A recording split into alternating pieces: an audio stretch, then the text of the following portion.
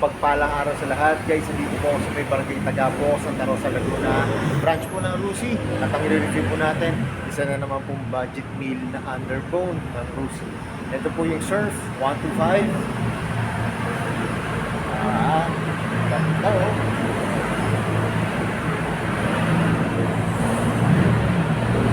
Glossy na rin. At glossy na black. Tara, simulan natin ito review. Guys, ito po yung Rusi Surf 125.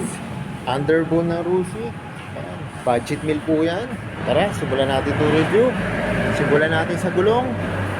Ang gulong po nito, yun o. Guys, so Rusi talaga siya. Naka-print talaga Rusi.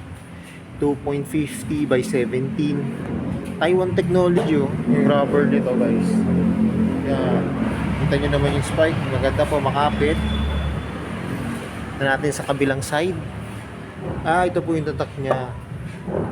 Yung Gion NJK. Guys, ganda nito. Nakamags na po ito. Yan. Disc brake pa. Yung front shock niya po sa brake caliper matte black. May decals po siya rito na Rusi.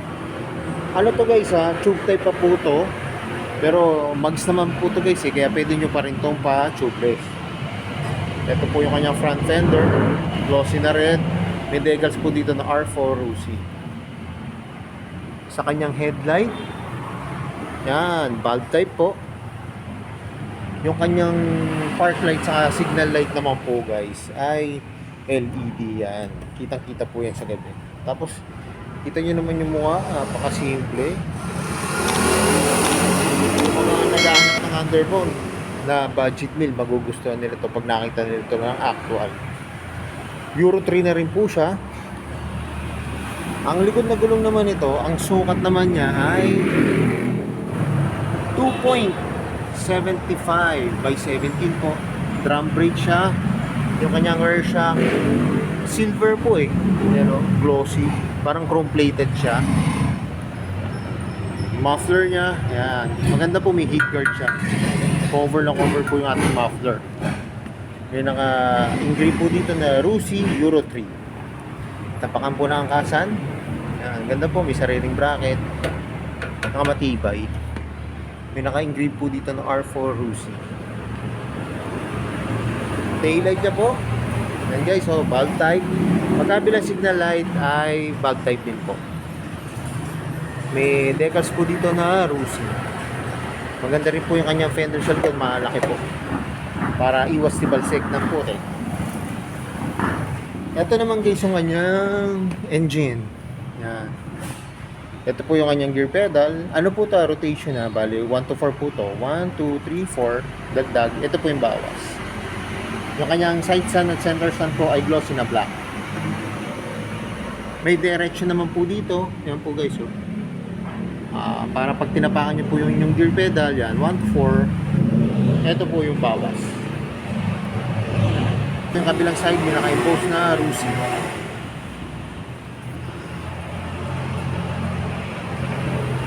Ito naman guys, yung kabilang side, ito po yung kickstart. Yan. Brake pedal, chrome plated. Ano to guys ha? Karaniwan naman po pag mga ganitong underbone 125cc. Ang nilalagay po dito ng oil ay 800 ml. Yan. Sa decal, so napakasimple lang po. Nakalagay po doon Surf 125. Sa harap din po. Yan.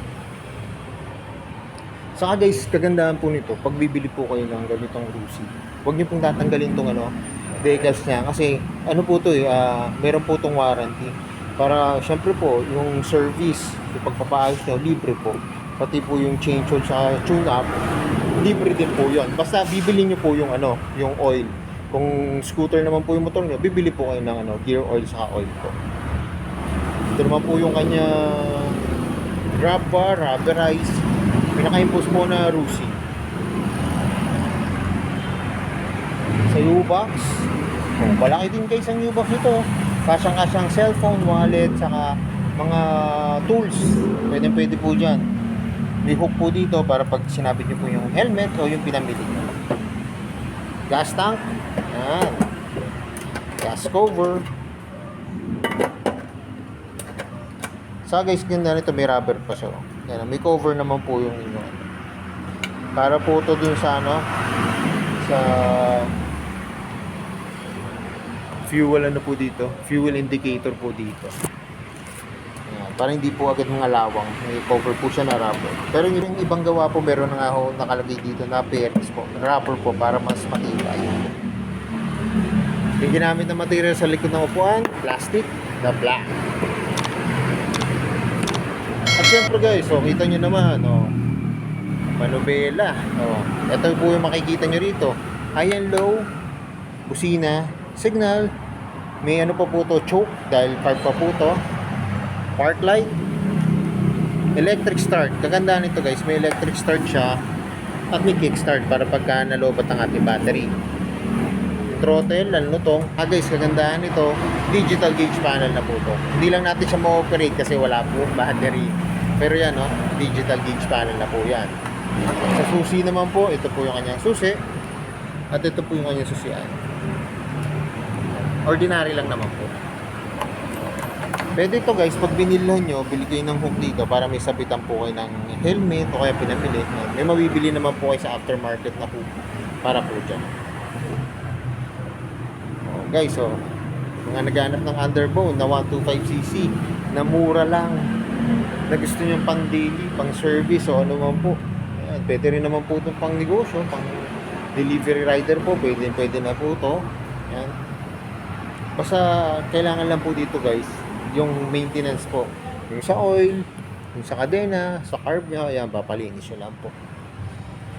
Siyempre, alam ko ito na yung inaabangan nyo. Magkano ba yung updated price nitong Lucy Surf 125? Tara guys, tingnan natin yung price nito. Guys, yung cash price, down payment, saka yung monthly po nito, ipopost ko na lang po sa video na to. Saka kanina, nagandahan po ko dito, nagustuhan ko po dito nung sinakyan ko po. Malambot po upuan.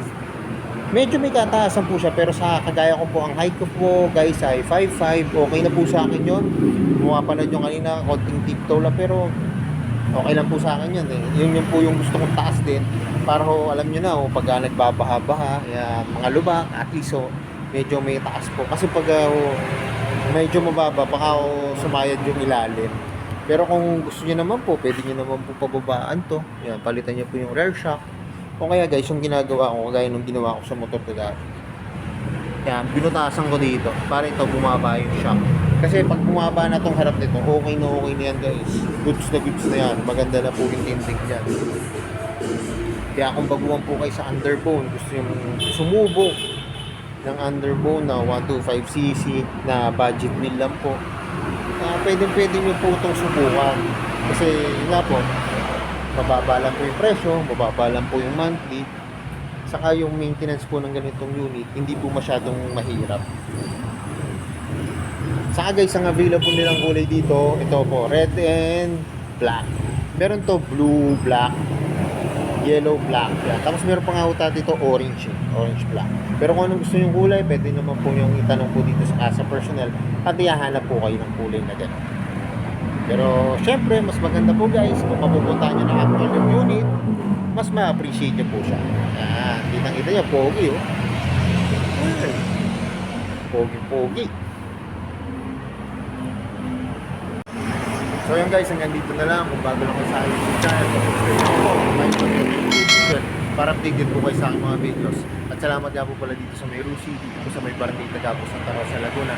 At nare-review ko po yung mga motor nito. May ay sa ano po daw, sa Lunes po daw, darating po yung stock nila. Ano po yun, January 12, magdadatingan po yung stock dito, kaya pasyalan nyo na guys. Or sa Instagram, dyan na lagi po sinasabi. Ingat po palagi, ride safe always, and God bless po. Palike and share na rin po ng aking mga videos. At lagi natin tatandaan, mahal tayo na dito. Bye-bye!